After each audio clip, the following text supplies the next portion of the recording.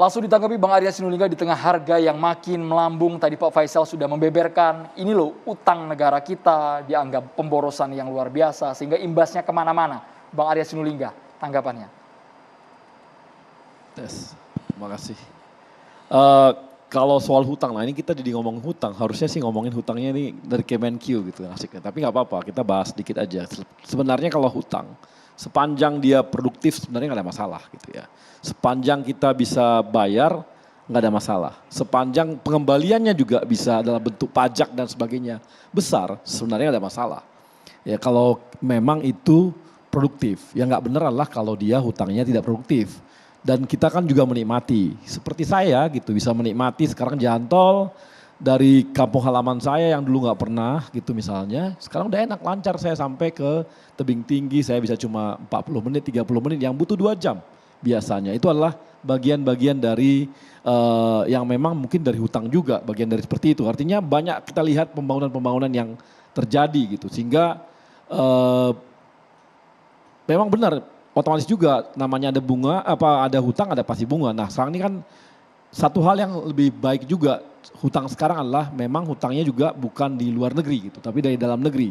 Hutangnya artinya dari masyarakat Indonesia juga. Itu juga sebuah komposisi yang berubah yang kalau zaman sebelumnya di asingnya besar, di dalam negerinya kecil sehingga ketika ada perubahan-perubahan besar, ada resesi dan sebagainya, itu pengaruh sekarang kan tidak gitu ya. Itu yang terjadi dan kemudian juga dari segi harga gitu. Saya juga tadi ngomong-ngomong harga ya. Kita harus tahu saat ini perubahan harga ini kan di dunia, bukan sendirian gitu. Kalau tadi Indonesia itu sendirian naiknya harganya mungkin kita bisa rame nih. Ini enggak. Hampir seluruh dunia saat ini mengalami kenaikan harga. Kita lihat sebelumnya bahwa kondisi corona itu membuat ekonomi dunia itu agak guncang. Belum selesai corona kita mau pick up, tiba-tiba Rusia menyerang Ukraina dan sekarang itu membuat perubahan-perubahan besar karena kita tahu Rusia juga punya kekuatan besar dalam arti gas dan oil dan sebagainya, Ukraina dan gandum dan sebagainya itu mempengaruhi semua sehingga bahan baku naik. Akibat bahan baku naik membuat harga-harga naik. Jadi ketika dunia itu mengalami kenaikan harga maka Indonesia yang merupakan bagian dari dunia ini mau nggak mau juga terimbas dengan itu. Lihat aja sekarang. Pakistan udah goyah, Sri Lanka goyah, berapa negara ini goyah. Jerman udah mulai masuk case resesi. Prancis ada BLT bos, bayangin tuh Prancis BLT gitu ya. Jadi ada perubahan-perubahan besar yang memang hampir semua negara ini mengalami perubahan-perubahan besar. Dan diperkirakan ini akan membuat kenaikan-kenaikan harga di tempat yang ini ya. Yang lain-lain juga. Nah sekarang bagaimana kita mengelolanya gitu ya, bagaimana kita mengelolanya. Dampaknya mulai kelihatan, kemarin minyak goreng, dampak dari kondisi dunia. Kemudian BBM mau nggak mau terpaksa naik. Dan di Indonesia kita masih bersyukur. Kenapa? Karena yang naik adalah Pertamax. Pertamax ini akan dikonsumsi oleh kelas menengah. Konsumsinya adalah apa? Pertamax ini 13% itu adalah hanya 13% dari kebutuhan BBM. 2% itu Pertamax di atas dan 85% Pertalite. Sementara komposisi kelas menengah Indonesia 52% itu kelas menengah. 48% itu adalah bawah. Izin Bang Arya. Belum selesai Mas, belum selesai. Jangan saya ngomong angka dulu. Siap. Ya. Jadi dengan komposisi yang seperti ini ya sebenarnya kemarin ketika Pertamax dinaikkan sebenarnya nggak ada pengaruh apa-apa juga karena mayoritas Pertalite itu dikonsumsi kalangan bawah itu 85%. Jadi tidak ada namanya mempengaruhi inflasi juga sangat kecil dibanding yang lain. Tapi Pertalite kemudian jadi langka Bang. Wajar. Namanya hari pertama, hari kedua orang kagok shifting. Shifting yang biasanya Pertalite volumenya sekian, tiba-tiba dikonsumsi orang yang terkejut, harga sekian. Padahal tetangga sebelah Pertamax yang setara sama Pertamax, harganya naik jadi 16.000. Harga kenokian Pertamax itu 16.000, tapi Pertamax ngambilnya 12,5. Yang sebelahnya itu 16.000. Nah, ini kan shifting aja dari 9.000-an shifting, tapi kan sementara. Ketika kebutuhan akhirnya, tapi jadi, lihat hari-hari ini, Bang, sebentar, hari-hari ini hari pertama, hari kedua memang agak goyah, tapi sekarang udah saya rasa praktis keluhan mengenai kekurangan Pertalite juga sudah mulai menipis, udah tipis, artinya tidak lagi banyak karena Pertamina sudah menopang. Dan harus ingat, Pertamina ini bertanggung jawab terhadap seluruh kebutuhan BBM mulai dari Aceh sampai Papua. Dan harus ada satu harga. Nah ini kan mengkondisikannya ini wajar kalau berapa hari kemarin itu ada shifting tiba-tiba dan orang membutuhkan. Tapi akhirnya kan secara bertahap kebutuhan itu terpenuhi juga. Ada Jadi dua poin yang saya ingin sampaikan dari apa yang Abang bilang. Pertama, ketika misalkan mengatakan kenaikan harga khususnya minyak goreng adalah faktor dunia. Saya katakan itu kesimpulan yang terburu-buru. Kita ini penghasil minyak sawit terbesar di dunia. Jadi krisis minyak goreng itu sebetulnya murni karena oligarki, karena rantai supply kita yang problem. Jadi tidak ada faktor luar negeri sebetulnya kalau mau jujur. Gini. Cuman yang kedua kan abang kan mengatakan seolah ini kesalahan luar negeri, kesalahan global. Saya bukan menyalahkan orang luar. Bang Tapi Arya dulu, Bang Arya dulu, tahan dulu. ini bukan menyalahkan luar ya, bukan menyalahkan luar. Tapi saya mau beritahu bahwa kondisi di luar itu harga sawit juga naik. Kan nggak bisa kita pungkiri, ya. Kalau kita bilang bahwa kalau produsen harus dia murah, lihat Uni Emirat Arab dialah pengekspor BBM, tapi di sana nggak ada BBM murah, di sana BBM-nya nggak ada disubsidi.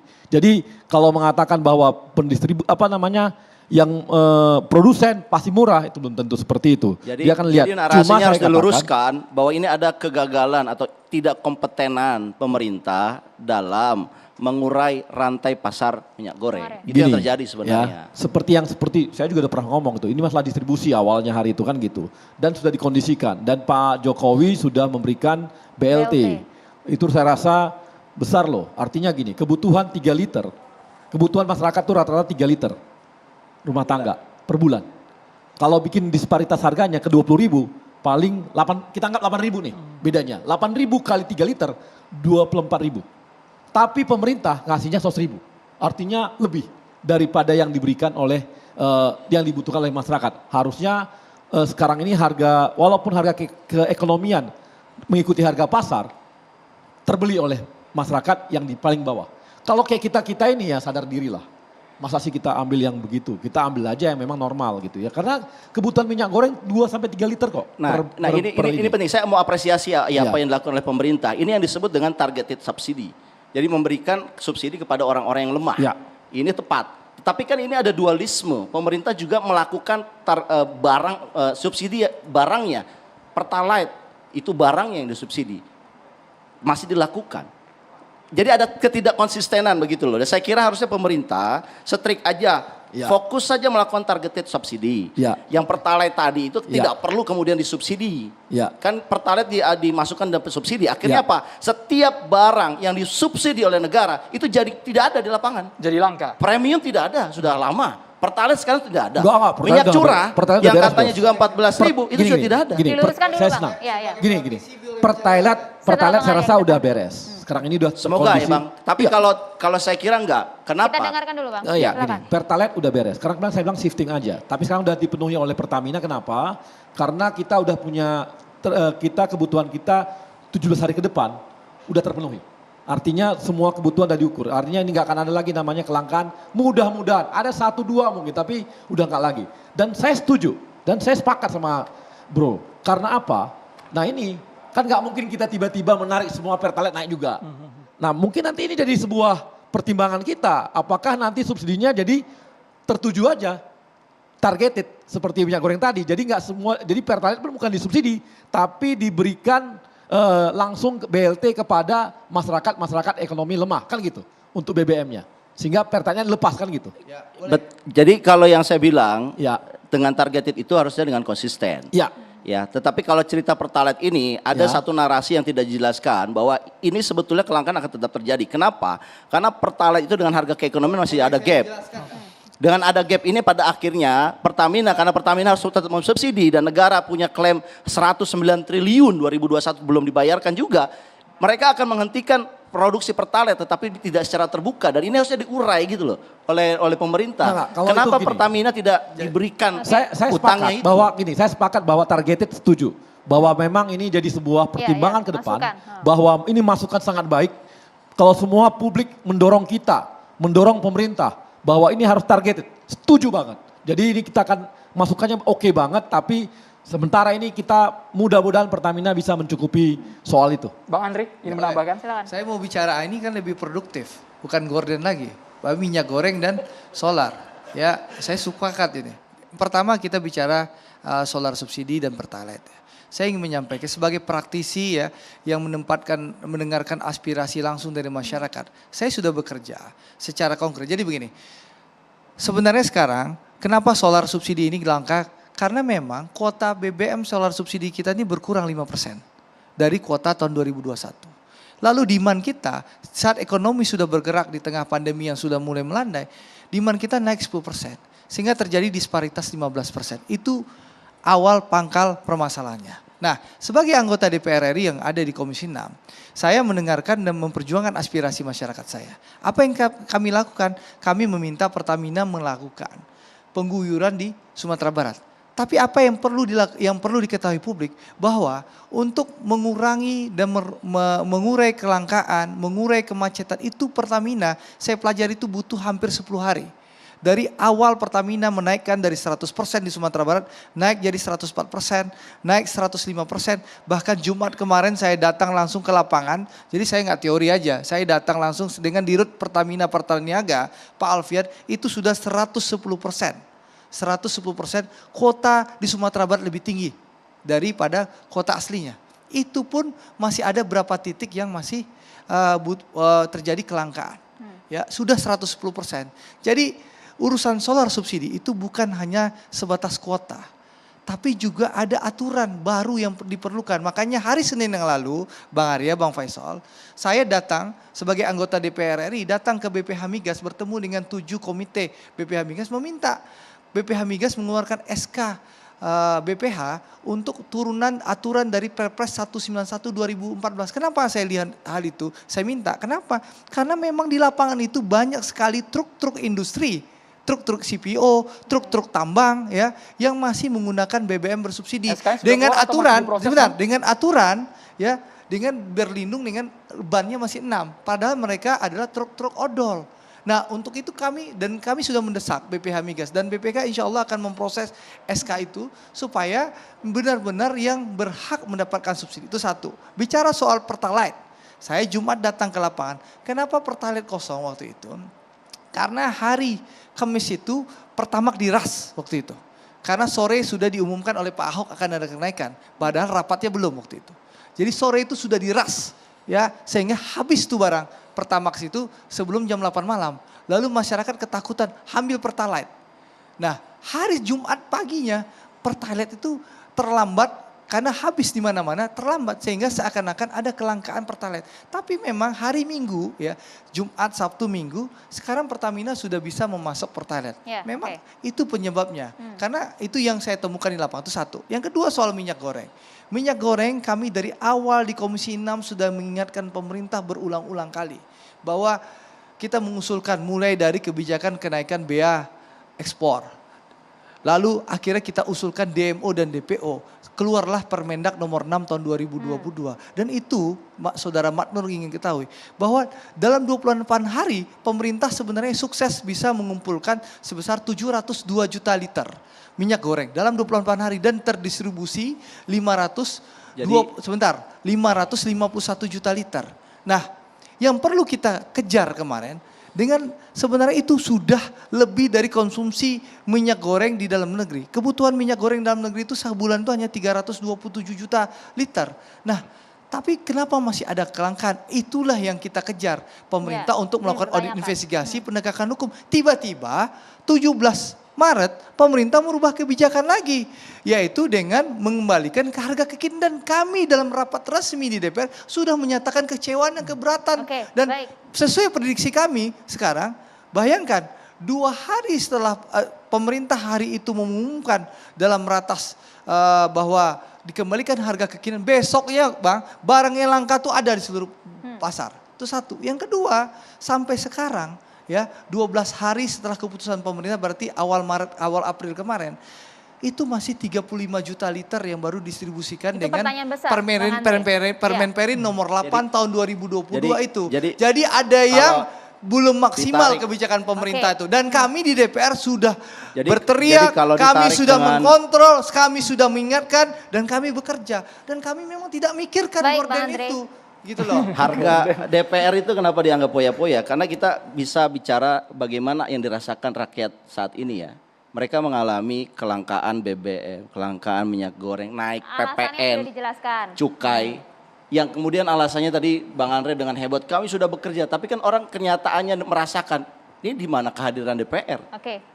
Kita yang merasakan BBM naik, Mas, Pertalite yang saya katanya contoh nih. subsidi Nih, tidak contoh ada. kerja DPR. Akhirnya apa? Nih, Orang contoh harus satu, menggunakan saya kasih tahu, ini Pertamax. contoh saya. Ini kan akhirnya apa? Orang dipaksa. Sebentar. Tadi bilang Sebentar, Bang Ari saya bilang harus jawab ini. 13%. Contoh, ya. 13% Harga kekinian Pertamax Bang, itu ini, bisa Maria. 100% Maria, digunakan harga oleh masyarakat kekinian kita. Pertamax itu Ketika 16.000. Pertalite-nya nggak ada. Ya, Jadi nggak ada Maria. pilihan. Satu saja. Harga kekinian Pertamax itu 16.000. DPR dengan jelas menolak kenaikan harga 16.000 sehingga pemerintah akhirnya mengeluarkan angka 12.500. Oke. Itu contoh DPR mendengarkan aspirasi masyarakat. 9.000 jadi 12.000 itu kan naik juga. Kita berikan kesempatan Ini kepada Bang Faisal. Anda Bang harus Faisal, paham bahwa harga harga-harga kekinian sudah itu naik. 16.000 Apakah ini gitu loh. kemudian Dan kita merupakan menolak harga kekinian. hal yang Baik, Bang pantas? Andre Kita ditahan tahan dulu, dulu Bang Bang Andre. Silakan Bang Faisal. Ya ini masalahnya serius ya.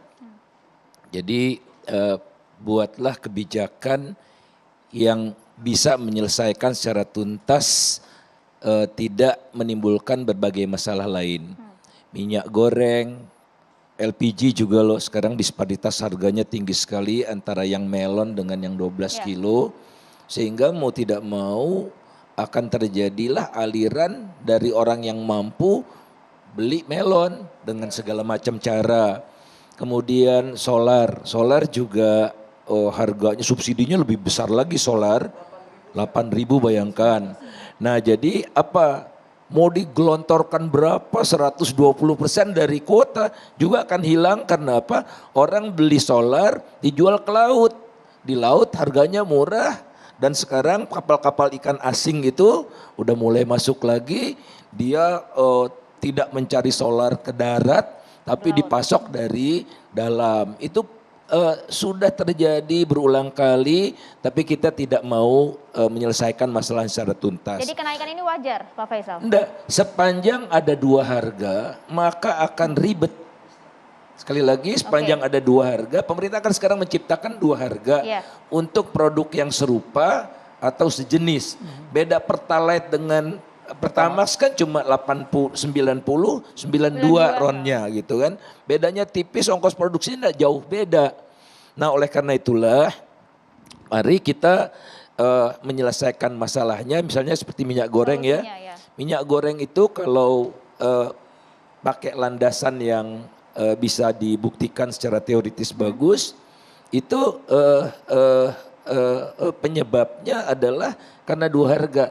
Kalau saya jual CPO ke biodiesel, harganya harga internasional. Tapi kalau saya jual CPO-nya ke minyak goreng, ya harganya harga domestik yang lebih rendah. Tentu saja yang punya CPO lari ke biodiesel gitu.